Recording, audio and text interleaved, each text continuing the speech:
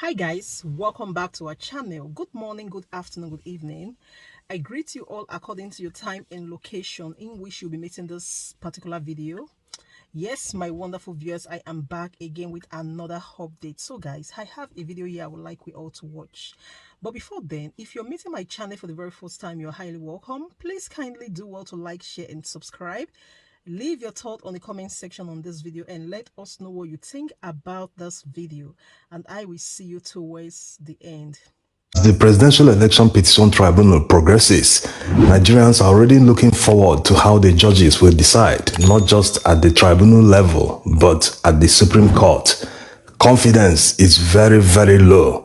You wouldn't blame people though, because going by the recent rulings of the Supreme Court, in some decisions they turned logic and the law upside down. So you won't blame people if they lose confidence. Many people might be saying they are all the same thing, they've collected money, they've taken bribes. So the judges will decide, not just at the tribunal level, but at the Supreme Court.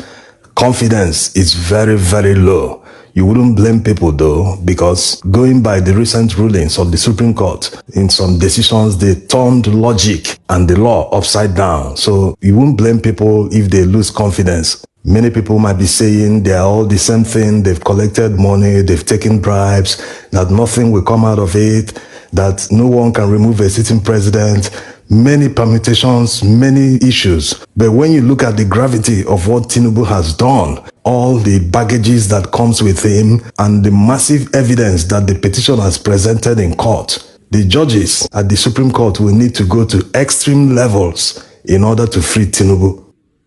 There are many judicial precedents that the Supreme Court justices were part of in the past few years. And while the Supreme Court has the right to revisit a case or reverse themselves if they have new information, will they do this how many times in order to free Tinubu? If it is one judgment that they will need to reverse in order to free him, people might say, okay, it's just one. Public opinion might not be against them. People might not come hard on them. But when you consider that they will need to do it 1, 2, 3, 4, 5, 6, 7 judgments in order to free him, it becomes a matter of morality, not just taking bribes or trying to favor someone. And it doesn't stop there. What about the implications of the judgments if they eventually overturn all past judgments in order to favor him? What will that portend in Nigeria going forward in politics and governance? It will definitely change the political landscape in Nigeria. Take for instance the Supreme Court judgment that made Lawan, who didn't contest for the senatorial primaries, to become the winner of the election. Before the judgment, it was possible for someone who didn't contest the elections proper, but a winner of primary election at the party level, to become the winner of the election. That was how Rotimi Amechi became the governor of Rivers State. He won the PDP governorship primaries, but somehow INEC put Celestine Omehia's name on the ballot for the general election, and the Supreme Court restored him. Many people hailed Supreme Court when they delivered the judgment that they did justice to the matter. But why didn't many people hail the Supreme Court when they delivered judgment on Lawan's case and that of Akpabio? It shows that something was definitely wrong with the judgment.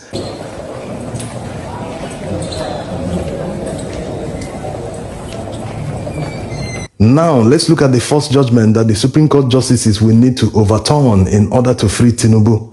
In 2003, Buhari lost the presidential election to Obasanjo, and he went to the Presidential Election Petition Tribunal. Eventually, the Supreme Court ruled that despite Obasanjo not winning Abuja, that what was needed was for the candidate to score at least 25% of the total votes cast in the Federal Capital Territory, Abuja. It was the first judicial interpretation of the 25% requirement in Abuja since the Fourth Republic began, and the Supreme Court interpreted it that a presidential candidate, after scoring 25% in 2/3 of the states in Nigeria, must still score 25% in Abuja. That was the interpretation. The next judicial precedent that the Supreme Court justices will need to overturn was set back in 2008.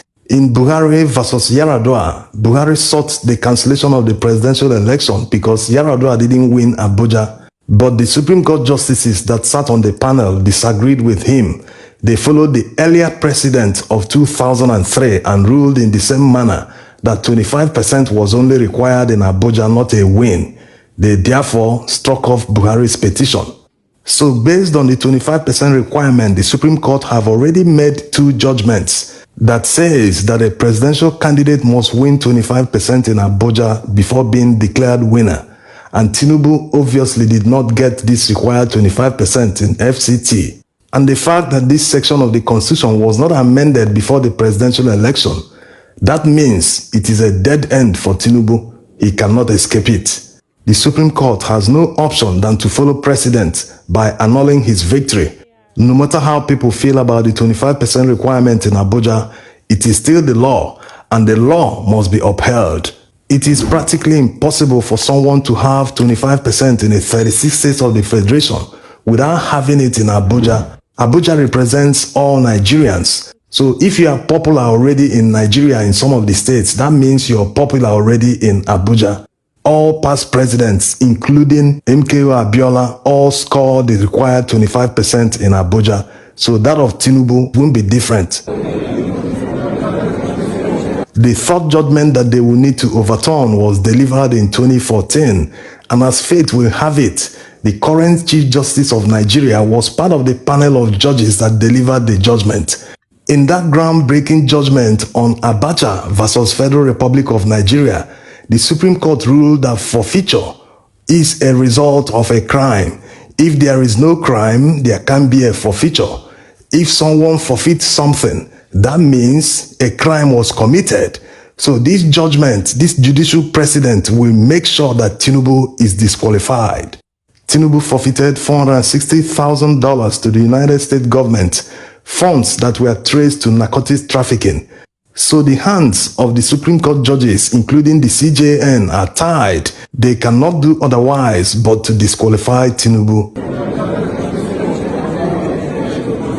The fourth judgment that they will need to overturn in order to save Tinubu is the one that they delivered in 2017. Two Supreme Court justices that delivered that judgment are still serving at the Supreme Court. In the unanimous judgment, they disqualified the PDP candidate because he forged a certificate. So looking at the evidence that Atiku's witness submitted at the Presidential Election Petition Tribunal, you will see that the Supreme Court justices have no option than to take a clue from the earlier judicial precedent that they themselves set in 2017. Or will they treat Tinubu differently? The next case that will tie the hands of the Supreme Court justices is the one that they delivered in 2020. That judgment disqualified David Leon because his deputy forged a certificate. The big takeaway from that judgment is that the Supreme Court understood that time was of essence. They disqualified him 24 hours before he was supposed to take oath of office. So they understood that since this man committed this crime, they need to deliver the judgment quickly in order to prevent him from taking office.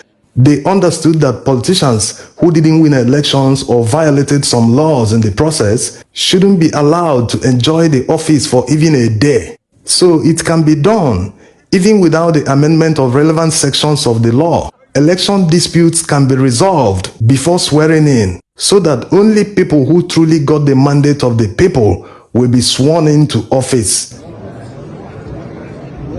The next one is the one that they delivered this year, Oyetola versus Adeleke. In the judgment, the Supreme Court upheld and reinforced all the guidelines and the processes involved in the conduct of election. All these processes and guidelines, INEC never obeyed any of them. They conducted the election without recourse to the guidelines. So will the Supreme Court justices turn around and say that collation can happen without reference to the IREV? Will they say, oh, you don't need IREV anymore, despite IREV being in the Electoral Act, that a collation officer must consult the copies on IREV before starting collation at the ward level? So will the Supreme Court now say, oh, IREV is not required because IREV is the main thing? Without IREV, that means any rigged result can be collated without verification. The last one is not actually a judgment, but the impact of how they will decide.